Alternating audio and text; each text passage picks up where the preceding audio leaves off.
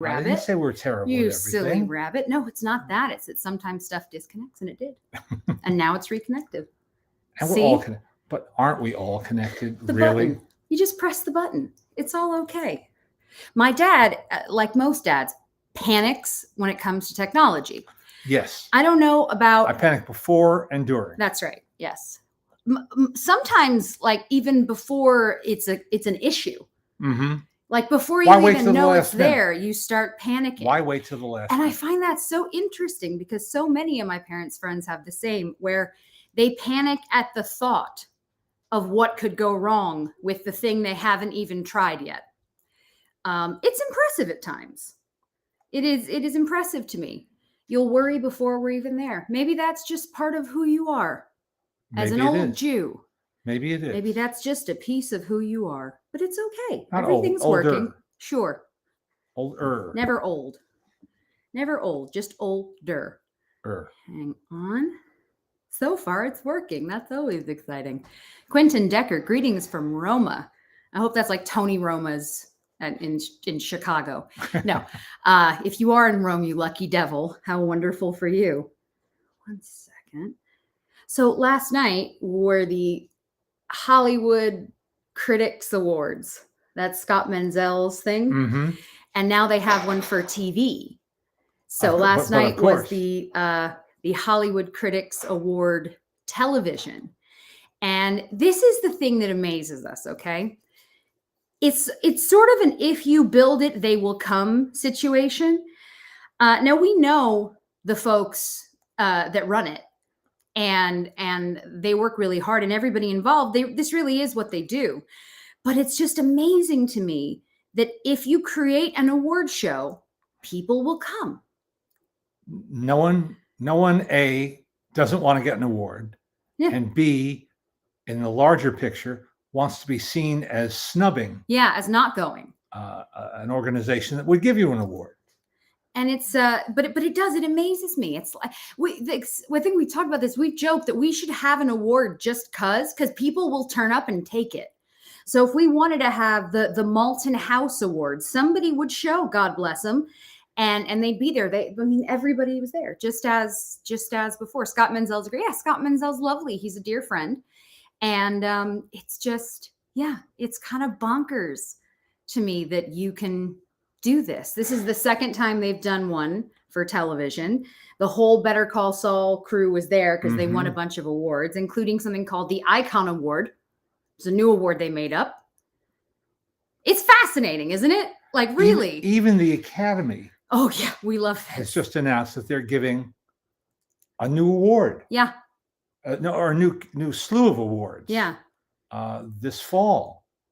I don't know where that comes from, or where that sentiment arose from. And again, it's nothing negative. It's just so interesting to me that this is a thing you can do. You know, it's not a bad thing. And people, the other part, of course, is that for a lot of folks who work on these shows like Better Call Saul, they all know each other. It's a fun excuse to get dressed up and go out with your friends. Mm-hmm. So there too, it's like, why not? And since most people do live here, there too, it's not like it's a schlep. So it's just funny. I'm looking at all the pictures today that everybody's posting and just going, well, there you go. Another new award show. Why not? 1 January, when I was about to start my new spring semester at USC, and we show new films and have one or more of the filmmakers there to answer questions afterwards. And January is kind of a fallow period. The studios have released all the good stuff in December. That's polite way of saying it, that people really think of January, February as just trash. Kind of a dumping ground. It just gets dumped. Yeah. Like if your movie comes out at that time, people will immediately go, what's wrong with it? Which really is why it's great when people come out with a really good movie at that time, because people get so excited that they rally around it. Surprise! It's a good movie out. Yeah. Right. So anyway, and the fellow who books my class and administers it, Alex Ago, he and I were saying, well, maybe we should just give an award. Yeah, give an award. Invent an award, and that'll get us a good guest with a good film. Yeah, we should do it. Got to be able to keep a straight face when you do it, though. It's so funny. Rick says he loves my hair. Thank you very much. I keep joking because of my small human. Oh, would you like to do your thing? If you don't know, this is Leonard I'm Maltin. Leonard Maltin. I'm Jesse Maltin. That's my daughter. This is my dad. I have a 9.5-month-old small human. Her name is Daisy. She's not here right now. But because I have a small human, my hair's always up because she thinks that my hair is a great thing to tug on. So whenever I get the chance, tug hard, very hard. And whenever I get the chance to put it down, it's like, oh, I forgot I have hair. It's so exciting. Happy long hot summer. No kidding. It is boiling outside. Boy, oh boy. Ken says the first annual Maltese, entirely possible. There's so many options for ridiculous things. Yeah, Tim O'Day says being nominated is the new participation award. Listen, O'Day, listen. You know, and you of all people know that if you could create an award and it would magically have people turn up wherever you needed them to be, you would have 1 million awards. Tim is a very long-time publicist and marketing guy. So whatever gets people where you need them to go, you do it. Have you seen Mac and Rita? You did. I saw 10 minutes approximately of Mac and Yes. Rita and looked at my wife. She looked at me and we said, enough. Yeah. And we turned it off. Now, I don't walk out of movies. No. Or even screenings of movies, but I don't hold myself to the same discipline at home. Well, my mom is not. My mom at this point, bless her, is at a state where if she doesn't want to watch something, she's not going to watch it, where we will suffer a bit longer. Sometimes. We are slightly more masochistic. Yes. She will move on, and she's not wrong for that. And I understand. I very much understand. No, that movie looked fun, but also like it could be obnoxious, and obnoxious is how you guys kind of felt. So. Yeah, it's the girl magically turns into an older woman. Yeah. Played by Diane Keaton. Yeah. And she's obnoxious to begin with. Yeah. Very much striking poses, and I couldn't stand it. Hi guys, Leonard. I became a fan of yours from the Disney Treasures DVD, specifically the Oswald the Lucky Rabbit DVD collection. I have to ask, seeing that Oswald's 95th anniversary is coming up, what's your favorite Oswald short, or do you have one? I don't know if I have one. Trolley Troubles, because it was remade by Harmon and Ising when they went to their new studio. But that's a pretty good one. Were you fans of Darby O'Gill?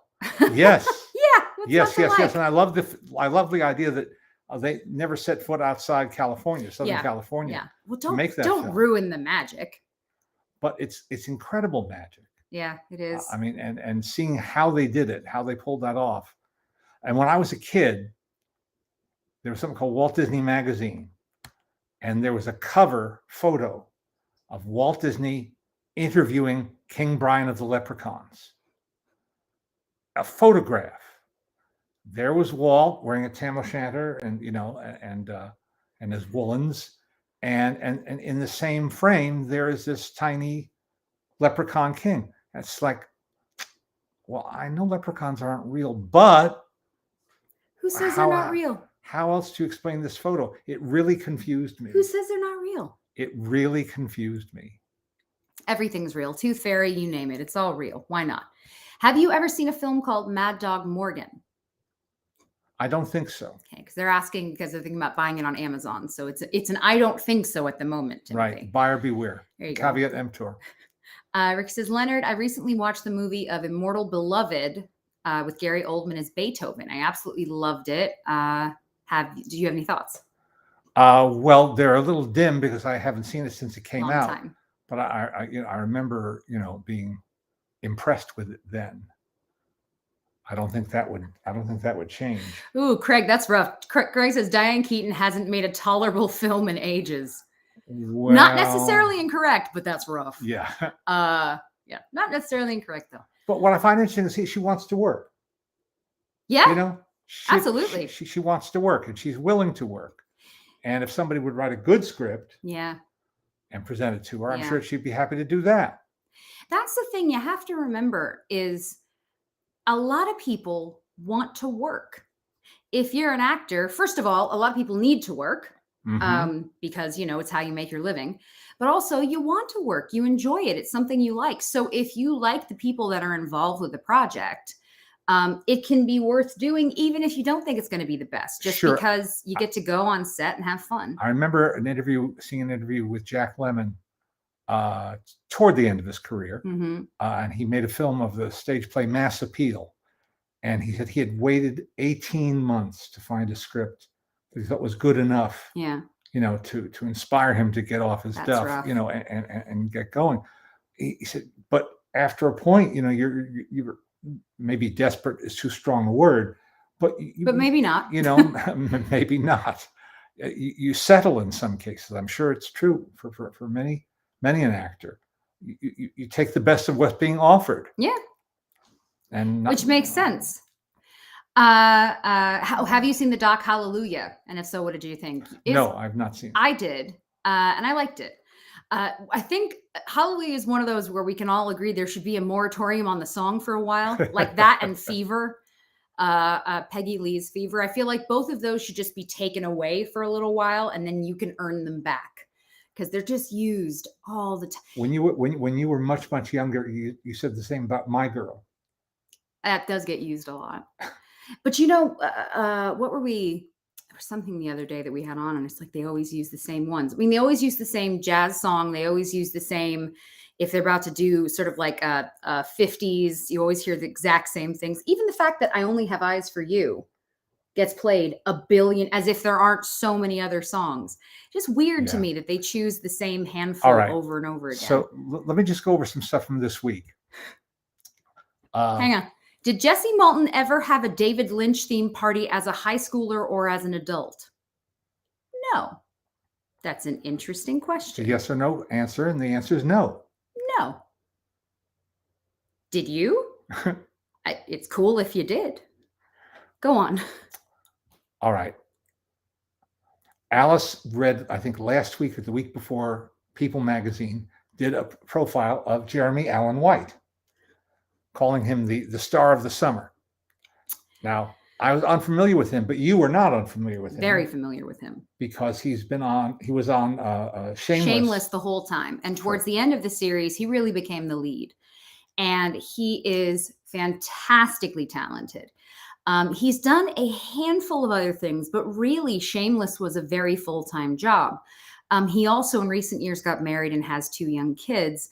So I don't think that in his off time he necessarily wants to do a ton. Yeah. Because he's got them. Yeah.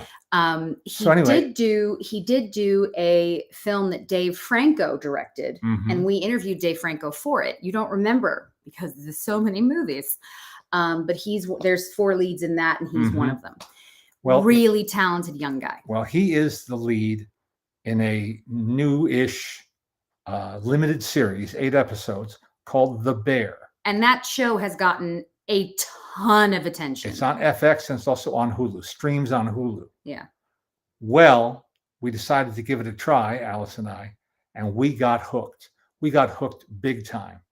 It's very it's half-hour episodes, which are great. They're, I was going to say digestible, but that's too easy a pun. Anyway, it takes place in a restaurant. Yeah. Is why. He is about a guy who inherits a beef sandwich joint from his cousin in Chicago. It's kind of a local institution. That's just a very simplest way I can describe it. But it is multi-layered and fascinating and populated with wonderful actors and wonderful characters who are really thought through. And I went online to read about the guy who created it and wrote many of the episodes and directed a couple too. And I lucked into an interview with him in Esquire, Esquire.com.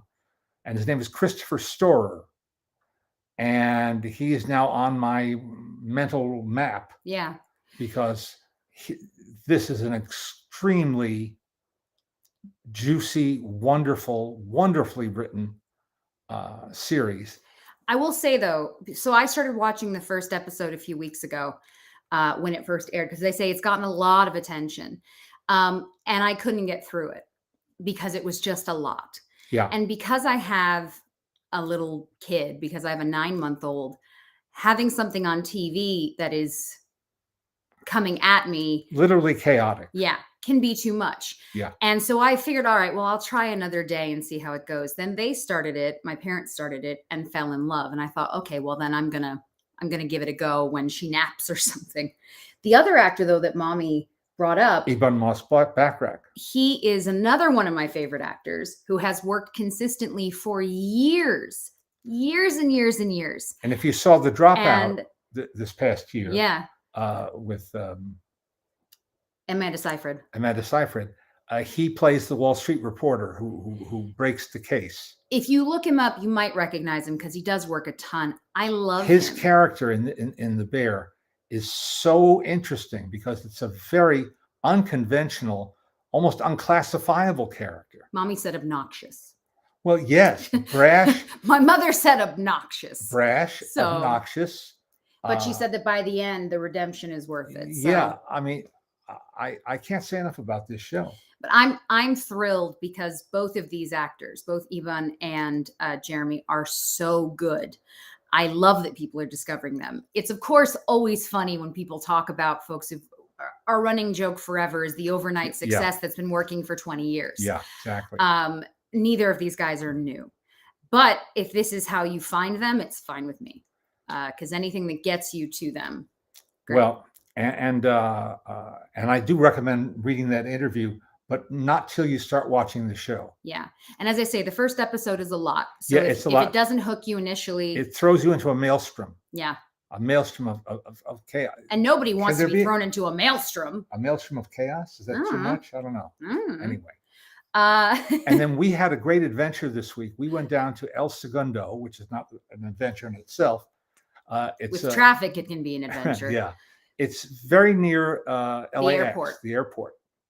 But it has a charming downtown area. It looks like when you're driving on Main Street, that is called Main Street, it looks like anywhere USA. Mm-hmm. Small stores, people walking around with their dogs. A prototypical high school. Yeah, and a park with a band shell. With a little band shell. It's adorable. It's really cute. And in the midst of this, on a commercial block, various little shops and delis and things, is an unassuming entryway to their Museum of Art. ESMOA, El Segundo Museum of Art. You haven't heard of it? Neither had we. But we walked in and found ourselves in an airplane hangar type of room. Yeah. Covered with artwork. And I mean covered. We should, whenever we get our emails offering guests to us for different things for our podcast, you never know where they're going to want you to go, if they're going to want to come to a studio that we use, any number of things. With this, we got the email and it said, Rick Carter has this exhibit at ESMOA. Would you like to come see it and interview him there? And Rick Carter, to say that he's a part of your life is an understatement, because his first film, he's a production designer. He's a production designer. He loves art. He's art director, all that sort of stuff. His first film was The Goonies. Yes, Mabel? His first film was The Goonies. Where to his delight, he got to build a pirate ship. And a cave and treasure and all the rest of it. That is where he met Steven Spielberg, who was very taken with him. And he became Spielberg's guy. Spielberg put him to work on Amazing Stories, which I think was 2 seasons. Yeah. And then since then he has designed his Mount Rushmore. Yeah. Was J.J. Abrams, James Cameron, Bob Zemeckis, and Steven Spielberg, because those are the people he works with the most. He designed Back to the Future 2 and 3, Jurassic Park Lost World, all of the various Jurassic Parks, Forrest Gump, Castaway, Amistad, AI, artificial intelligence, I'm thinking about all the pieces. He won an remembering Oscar it for that way. Lincoln. Won Yeah. 2 Oscars. Yeah, worked very closely with Daniel Day-Lewis and told us some really interesting stories about that. And not bad, just interesting.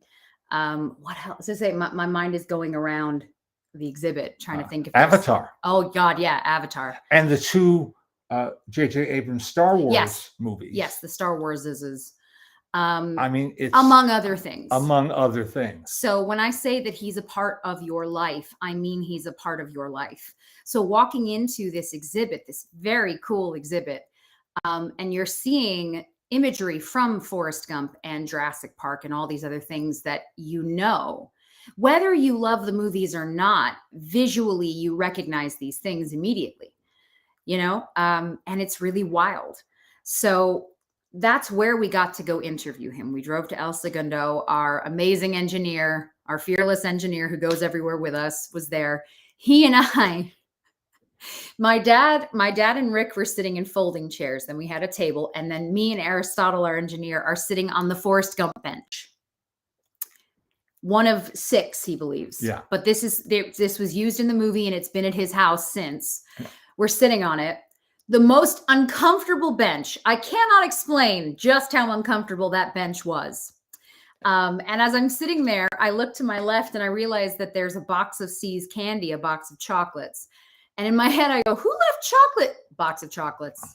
Box of chocolates. Nothing gets past me. Anyway, so. What a wonderful interview. What a wonderful experience being in that space with him. He mentored 8 young local artists who were tasked with creating a piece of art in any medium they liked, any size they chose, inspired by one or more of those movies. Not any medium, because they're all painted on the fabric. Oh, that's true. So they're either spray painted or hand painted or some version of that onto the. So he lied to you. He just lied to you. Yeah. Unwittingly. Unwittingly lied. 8 artists all chose different sorts of images, and then they had to work to tie it all together. And so when you walk in, every piece goes into the next piece, including some pieces from Rick. He has some stuff that he's kept from all of these different sets. And it's just, it was a really cool experience, especially because most of our episodes at this point, we have to record via Zoom. Because so few people are wanting to do stuff in person at this point. People are still, a lot of actors and directors have realized that they don't have to do anything in person anymore. But it's really, really cool. You know, it's really, really cool. I'm being distracted by our dogs. Hi, Logan. Hi, Logan. Come here. It's okay. Just come across. There we go. Just walk all over me. That's fine. Thank you, sir. Thank you very much. Oh, maybe you might as well come too, Mabel. No. Come on. No. Mabel's got her own. Hi. Oh, thanks, Logie. Thank you very much. All right. I love that there are 6 Forrest Gump benches. Yeah, right. Honestly, though, the most uncomfortable bench. You couldn't have picked a bench that was cozy. All I kept thinking was, dogs. Geez, not now. You know, there's. I have no patience. There's Tom Hanks. You know, and all I kept thinking was, man, I bet he thought, I hope I don't have too many takes on this bench because it is miserably uncomfortable.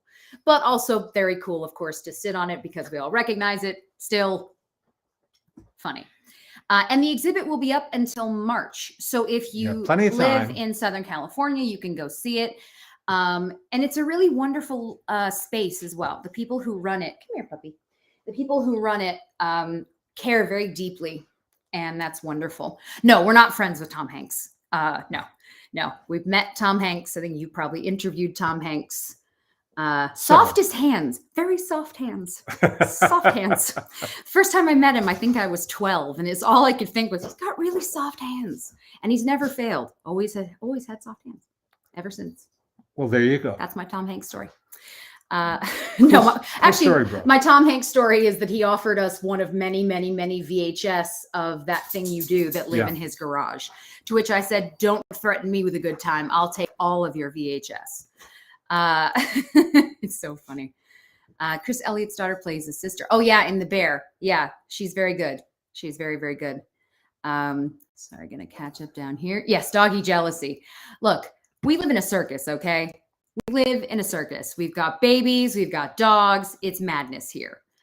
We're lucky That's that the they even norm. let us. That's Yeah, just the norm. we're lucky that they let us do anything, really. You know, do you want to show some stuff? Yeah. Yeah, you put it on your lap Well, to get to get it away from the dogs. Well, first, some friends of mine put this together. This is a new Blu-ray release of Abbott and Costello and Jack and the Beanstalk, which is not one of their best films, but it was a film that was specifically aimed at kids. They always had a big, kid following, but this was one that was. Bud and Lou made a deal where each of them would produce a movie, singly produce a movie Okay. for both of them. So Bud produced Abbott and Costello Meet Captain Kidd with Charles Lawton, and then Lou produced Jack and the Beanstalk. And this is the 70th anniversary limited edition from our friends at Classic Flicks. And it's in Super Cinecolor. Super Cinecolor. Which is much better than just Cinecolor. But what makes this an attractive what's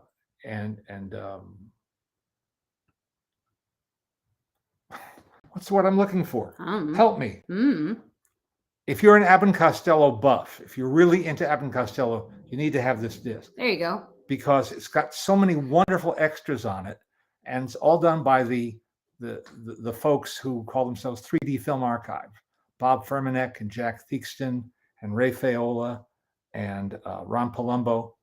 And they've all got fun names. It's got great stuff. I was listening to the commentary track that Ron put together, and it's great. And the little boy, there's a framing story. They copied Wizard of Oz. They open in sepia and then go to full color. And the framing story is that Lou is babysitting a 10-year-old boy. And the 10-year-old boy is played by David Stollery, aka Spin on Spin and Marty. So David is still alive and well, and he adds some on the commentary track. He adds some of his personal memories of working with them, and it was a big deal to get to work with Abbott and Costello. Of course it was, yeah. And it's just a charming array of stuff, and there's a version of Who's on First that I've never seen before. It was done in 1940, before they really hit the movies big time. And damn, it's funny. I mean, it never wasn't funny. But it's funnier now. This is a great performance of it. It's a great performance of it.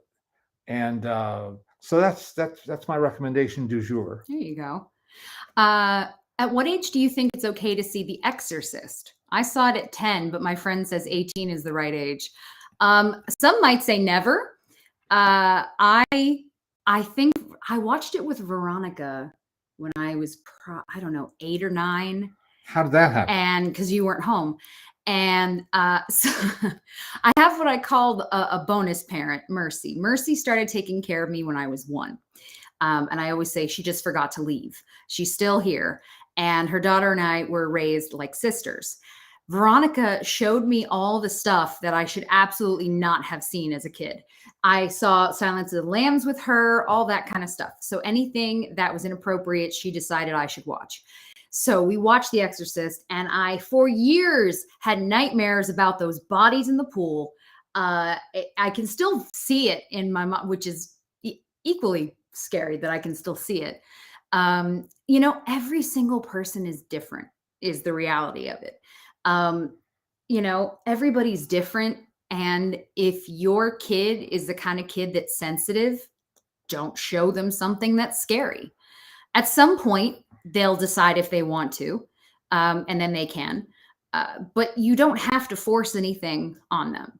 As I say, everybody's so different. I remember seeing it at the Warner Brothers screening room in New York City, in Manhattan, at 666 Fifth Avenue.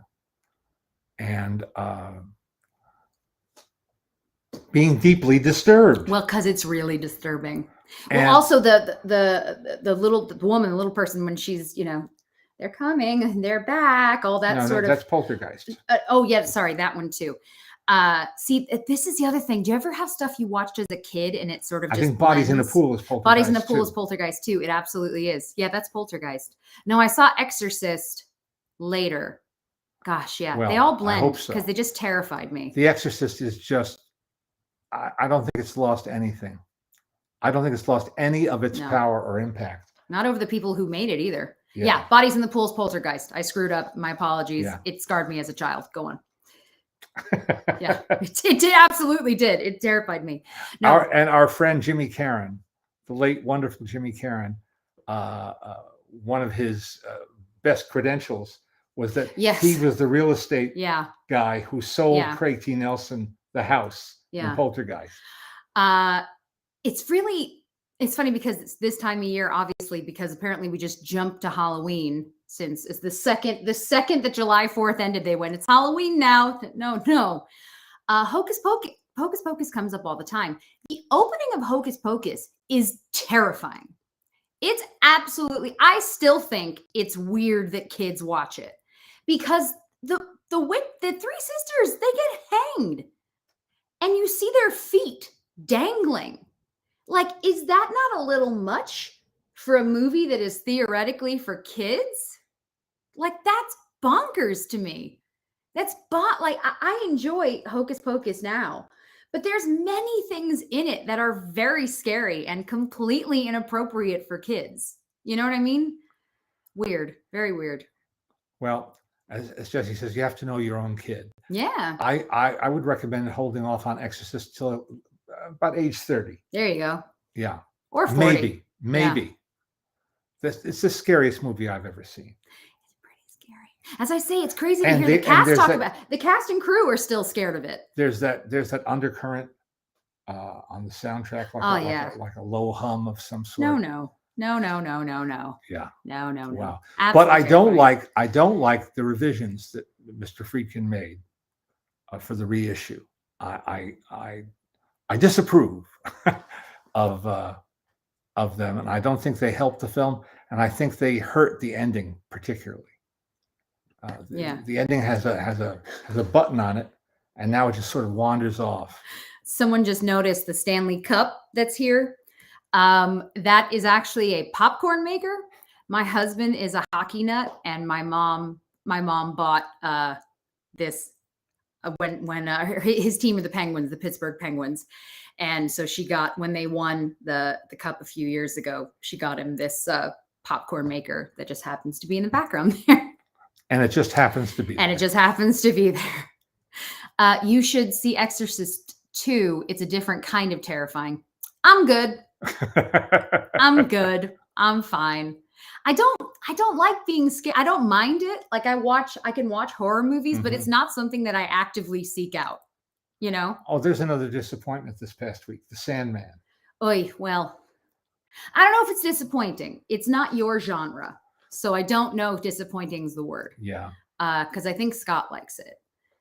Nick says, I only noticed Pudgy. Yes, Pudgy's here. Peeking out from behind, yeah. Pudgy, not to be confused, of course, with Tubby, who's over here with little Lulu.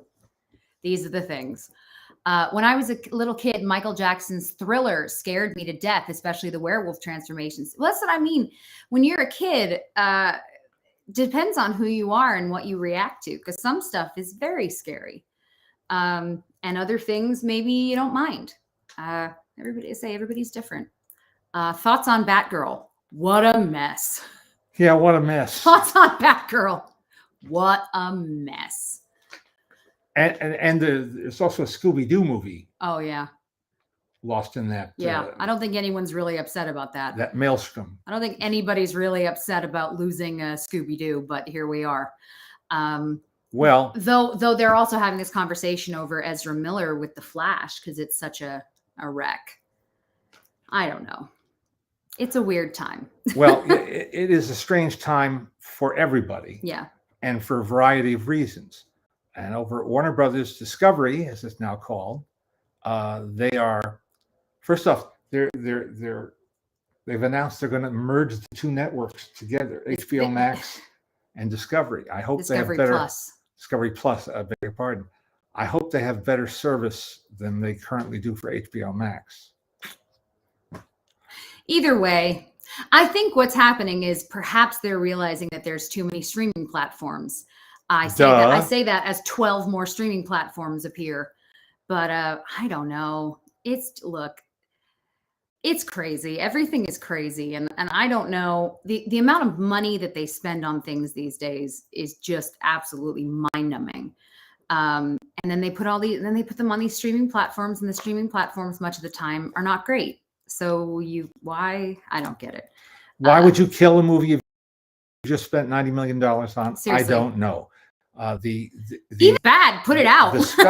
The speculative answer is that it's to their financial advantage to take a loss, a tax write-off. Which should tell you something. If 90 million is a bargain. Yeah, it's worth more dead than alive. It's just nuts. And the filmmakers, the co-directors, issued everybody's been issuing statements. They're heartbroken, of course. It's just nuts. We just did, so the Emmys are coming up, and we always get offered a whole bunch of what they call craft folks, which is to say that's when suddenly popping up, they'll say, do you want to interview this sound person or this editor, this supervising editor, basically all the people that you don't get to hear from. In many cases, because they work so much. Yeah. A lot of them don't have downtime, but a lot of them are nominated for Emmys, and they're out there trying to have them do interviews. So I love it. It's one of my favorite things because, as I say, we don't often get the opportunity to speak to folks like this. And there was not a rotten apple in the bunch. Oh man, no. We did about 7 or 8 interviews this week. There were 2 shows in particular that we were able to make work. All of the interviews, make them work. One was for Love, Death, and Robots on Netflix, and the other was for Gaslit, which is on Showtime or Starz. One of those. Yeah. One of those. So for Gaslit, we interviewed the makeup artist, who's the one that made Sean Penn look the way he looked in the series. Make him look like Attorney General John Mitchell. The cinematographers. We spoke to 4 different sound people, which was really cool. Talking about so interesting. And this is not tech talk. Yeah. Because I'm not a techie. I couldn't hold up my end of the conversation with people who are, speaking in jargon or something like that. No, these are all creative people. Yeah. With great credentials and with great commitment to what they do. Yeah. I forget which sound person was telling us that he went out and recorded all the sounds fresh. That was the guy from Gaslit who talked about that each one of the cars that you see them driving on the back lot at Universal, they actually had Transpo gave them the cars so they could drive them to record all the sounds.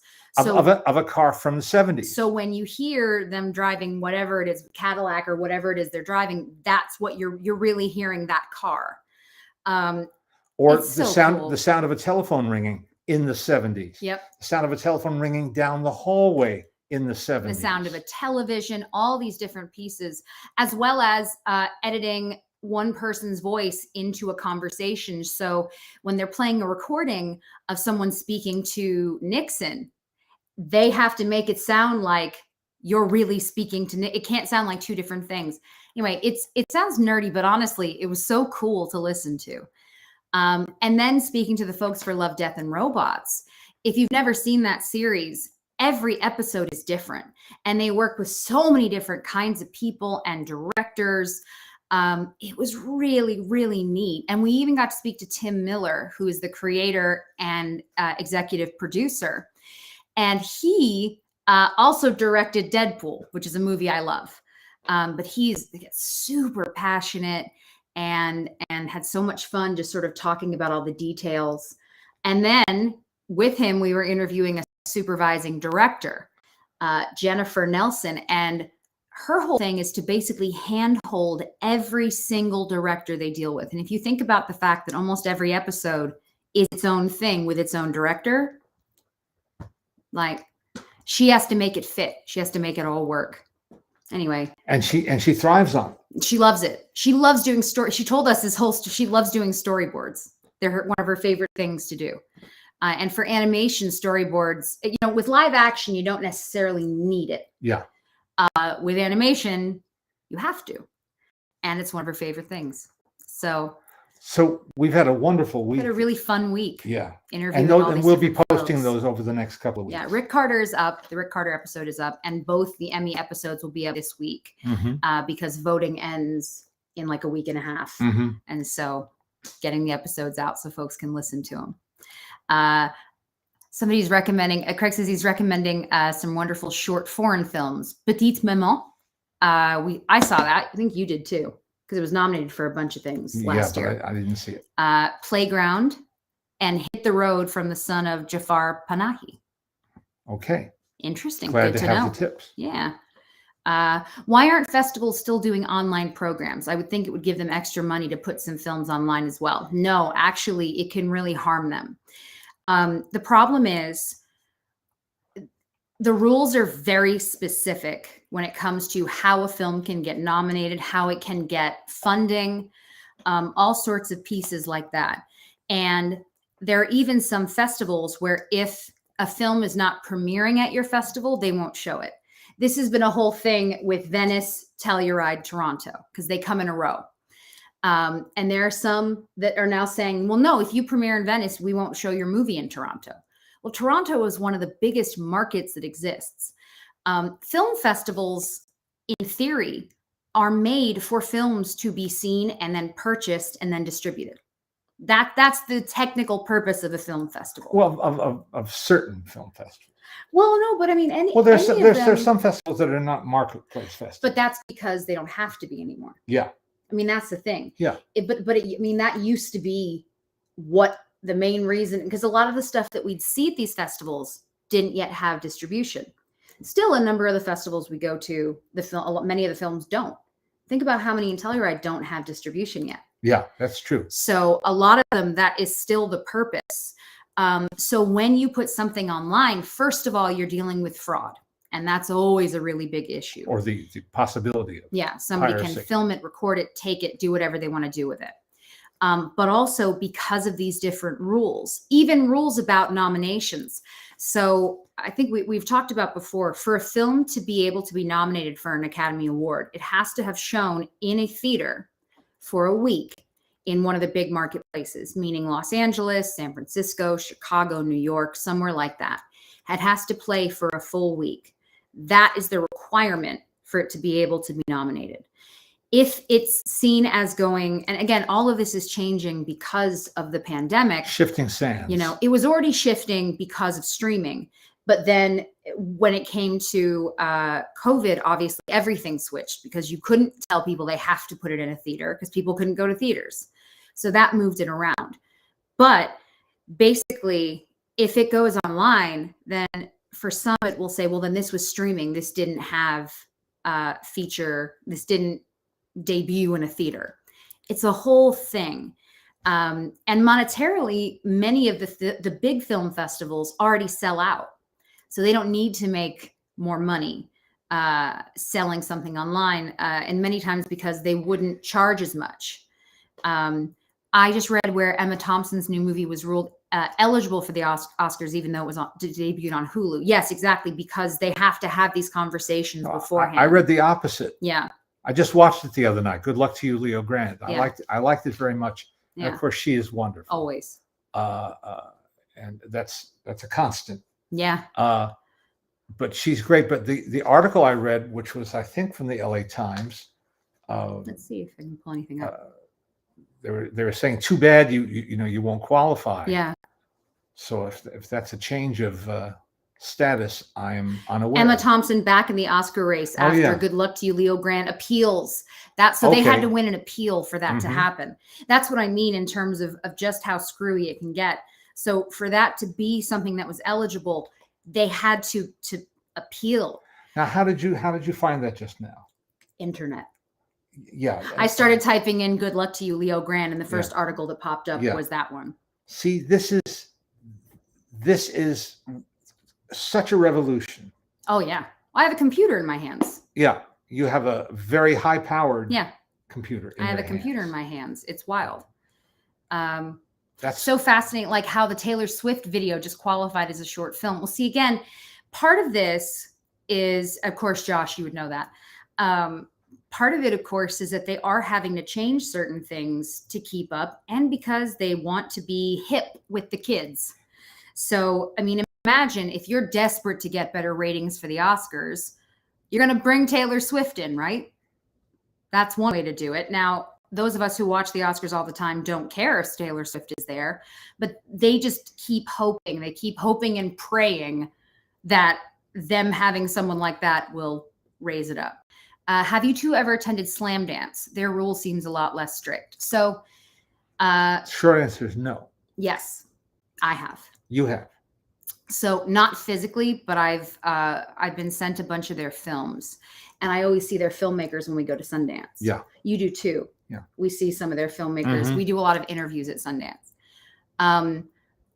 So Slam Dance was invented to fight Sundance, but then Slam Dance has gotten really, really popular. So some people are saying it's no longer an indie festival either. It's a whole thing. It's a whole thing. What's your book? What you got there? This is a wonderful book. It's not new. It's 25 years old. It's called At the Picture Show, Small Town Audiences and the Creation of Movie Fan Culture. It's an academic book, but it's written in a very readable style by Catherine Fuller Seeley. That's my new pen pal friend in Austin. Sure. She teaches at UT Austin. And she was kind enough to send me this copy. It's so interesting. The beginnings of the movie industry. There's so much we don't know, that we haven't learned, and we haven't sought out to find out about early 20th century America. It has to do with not just introducing movies to people, but introducing consumer culture to people. Mm-hmm. And hand in hand with other advertising coming into a new era, magazines becoming popular. Wonderful reading. I've been having a great time this past week with that. I just grabbed some odds and ends, paper odds and ends. This is a Gone with the Wind preview questionnaire. Somebody filled out in ink and then sent to Selznick International. Selznick International Pictures, Inc., 9336 Washington Boulevard, Culver City, California. It's September 13th, 1939. And they used 1-cent stamps. A multitude of 1-cent stamps. Many, many 1-cent stamps. I'm just going to hold it a little closer so you can see here.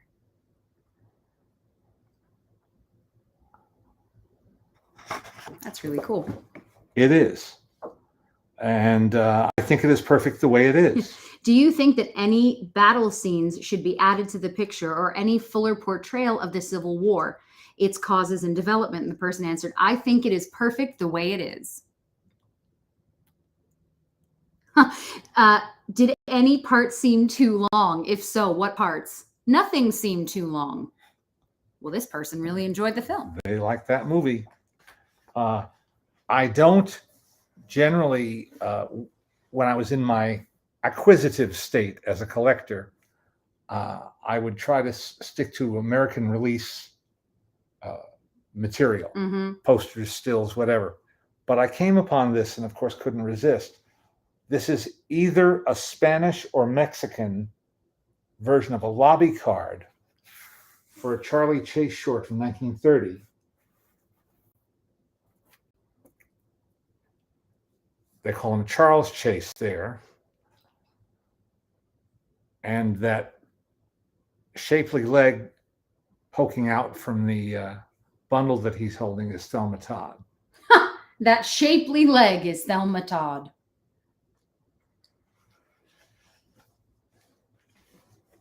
That's really neat. Wow. Producción Hal Roach. Now, this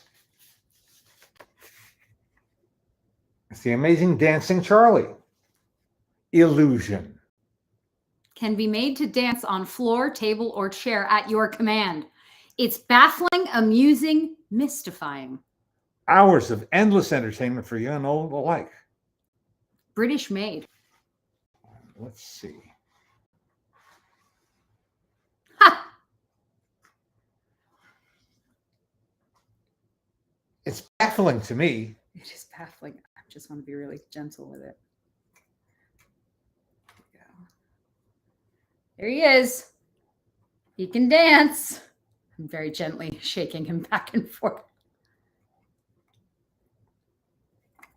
You could spend hours with this. Apparently, I mean, I don't know if I'd call it mystifying, but far be it from me to judge. This is the envelope here.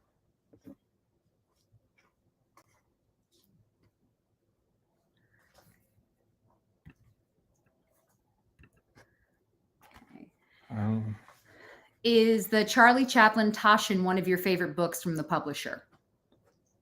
I don't know if I know their Chaplin book. No. We got my dad the record one for his birthday a few years ago. That's pretty damn cool. The Sternweiss. Yeah. I don't know. There's some like It Hot is incredible. Yeah. Taschen books are amazing. To me, they're expensive for a reason. When you see them, you understand the amount of art and care that go into them. Just incredible. Absolutely incredible. Are those all of your toys? That's it for then today's we'll answer show and some tell. more questions Sure. for you. Did you ever get to meet any of the Marx Brothers? Well, I met Groucho, if you can call it a meeting, and he was accompanied by Zeppo. And it wasn't quite a meeting. I've told this story before. Mm-hmm. He had just published the Groucho Letters, and he was in New York to promote that book. And Raymond Rohauer had a reception for him at the Gallery of Modern Art on Columbus Circle, no longer there. My friend Barry and I got an invitation, and they were going to have something in the auditorium down on the ground floor, and then they were going to come up to the top floor where they had this cocktail lounge. And we saw that the local TV crew was set up over there, and the elevator is in the middle of the room. Okay, if we put ourselves here, we can't miss seeing Groucho when he goes by. He's got to go over there to the TV crew. So I had my book and my pen for the signing in hand. And at a certain point, Barry said to me, well, why don't you say something? I said, what? He said, he just walked by. Well, it was two little old men. I didn't recognize them. I'm looking for Groucho Marx. Groucho Marx. Yeah. Groucho Marx is like literally larger than life in here. But in person, just like this. Yeah. And Zeppo was like his twin. Oh, so funny. But I got him on the way back. Yep. Got him on the way back, and he wrote Love Groucho in my book. So The best. if that counts as a meeting, I met them. Oh, before you said Dave Stollery was Spin, he was Marty. He was Marty Markham. You're absolutely right. Absolutely right. Thank you. Good catch. That's what happens when there's too many things in there. Good catch. Jesse, did you see 13 the musical on Netflix? Are you a fan of Jason Robert Brown? I love Jason Robert Brown. I have not seen the musical yet, though. Josh, I don't know if you're still watching. Have you seen it? But Adam says, you know what? Here is 3 a.m. in Indonesia. You're a party animal, Adam. Up at 3 a.m. watching movie nerds. I love it. I love Jason Robert Brown. I think he's absolutely incredible, and I love his music. Big talent. He's the way he writes, it's just beyond. Jim Bat says, just watched Patton Oswalt and I Love My Dad and Audrey Plaza in Emily the Criminal. Two superb dramatic performances from actors best known for comedy. Did you see them? And do you have a favorite dramatic role played by someone best known for comedy? Robin Williams in 1 Hour Photo immediately comes to mind. We've kind of listed. I mean, that's a big one. Robin Williams did something like that. Jim Carrey, even in something like what's the one he does? Good afternoon, good evening, and good night. When he realizes he's in the bubble. Oh, The Truman Show. That's the one. Even that, when you see him take things a bit more seriously, he really is a talented actor, and he can do a lot. And but yeah, I mean, Robin Williams, we saw multiple times do very serious over roles and over again, and do a beautiful job with them. I've not seen either of these. You saw I Love My Dad. Oh yes, that's right. You saw I Love My Dad. I showed it in class. Yes, you did. Yes, I did. Yes, you did. Patton can do anything. He really can. Patton Oswalt is an incredibly versatile performer. I don't think we have ever laughed that, and Scott too. When we had Patton on the podcast a few years ago, we should have him on again. God, he's funny. Patton is so he's working funny. all the time. I know he is. He's so funny and he's so smart. And he was doing accents and just all kinds of stuff. And we were cackling. Like, I can't imagine what the episode actually sounds like because we were laughing so hard. And my husband, who is a harder person to crack, I don't think I've ever seen him laugh like that. He's so clever and he's so funny. He's a really, really talented man. I didn't like the film that much. I know you didn't. I liked him. I know that. Yeah. Tell them that. I already know what you think. I didn't like the film that much, but I liked him. There you go. I already know what you think. I'm with you all the time. Matt Burns, brings up a question that applies to what we've been talking about. Has a particular film given you nightmares? When I was 10 years old, I saw The Legacy on television with Catherine Ross. The reveal scene of the dying benefactor and various gruesome deaths tormented me for a summer of unrest. Also, The Chauffeur from 1976's Burnt Offerings. Well, obviously, Poltergeist haunts me, clearly, even though it's not The Exorcist, it haunts me. The Exorcist is pretty friggin' terrifying. There's one that you don't know what it is that I watched. There's two that I watched at the old house. You remember these? You guys thought I was asleep, but I was not asleep on nights when we have movie nights at the house. Uh-huh. We used to have friends over, and my dad would project films. And there's two that I watched that I shouldn't have watched. One is where they keep finding dead bodies in a hotel, including one where they're in an elevator going down and there's someone dead crammed into a corner. I must have been like 7, so it's in there somewhere, but I can't describe it better than that. And then there's another one where they kept pushing an old lady down the stairs. Again, I was very young. I don't know what it is, but those are my nightmares. You? I don't have any nightmare stories. I do remember going to a matinee where they screened It Came from Outer Space. It was not a first run showing. It was a children's matinee. And there's a scene where the monster, the being, the other, is inside a cave, and the hero challenges the monster to come out and show itself. Yeah. And I ran out to the lobby. That was my most visceral reaction to a movie ever. That's solid. I ran out to the lobby. That's solid. My mom always tells a story of going to see Hocus Pocus. A bunch of kids in the neighborhood were going to go see it. We went, we joined. My mom was sitting next to me. I apparently made it about 5 minutes in, and then that hanging scene happens, and I ran out of the theater. And my mom followed me, and they were showing cartoons on the screen next door, and that's what we watched until everybody else was done. Josh says Josh hasn't seen you saw 13 with baby Ariana Grande on Broadway. Okay. Do you like the show? You can text me, Josh. You can tell me if you like the show. You don't have to post it. I'll ask you later. Yeah, no, I have to look that musical up. Let me see. Sorry. Thoughts on, Hitchcock. It was Hitchcock's birthday yesterday. Yes, it was. So thoughts on Hitchcock? Pretty good. I recently revisited Stage Fright, which I hadn't seen in many, many years. It came out on a new Blu-ray from Warner Home Video. And I really liked it better than I remembered. First off, I appreciated more than I had the last time the fact that this was his return to England.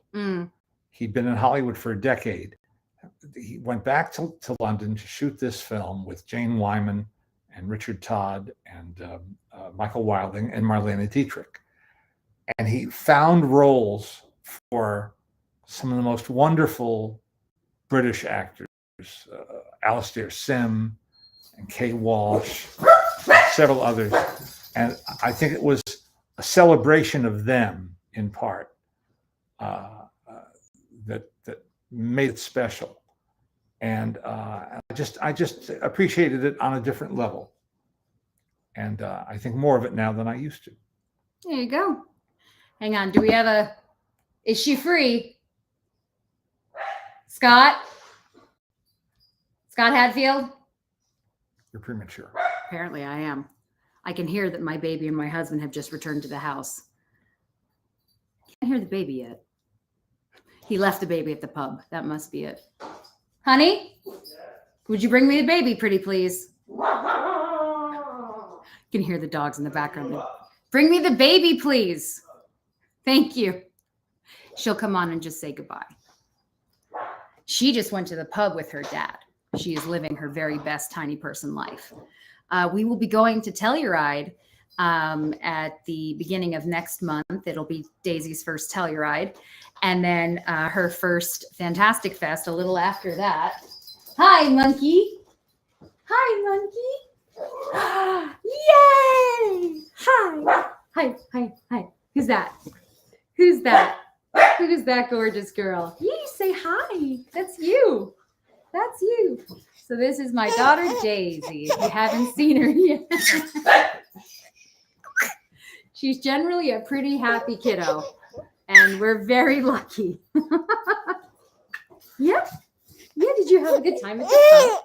Did you have a good time at the pub? Yeah? Did you guys do shots? Absolutely. Absolutely. Thank you, Days. Mwah. Is that so? What movie have you liked this week, Days? The first movie she's seen, her father has watched all of the Lord of the Ringses and the Hobbitses with her. So she is on her way to being as obsessed with those as he is. Is that funny? Is that funny? It is. Oh, man. Everybody, thank you as always for joining us.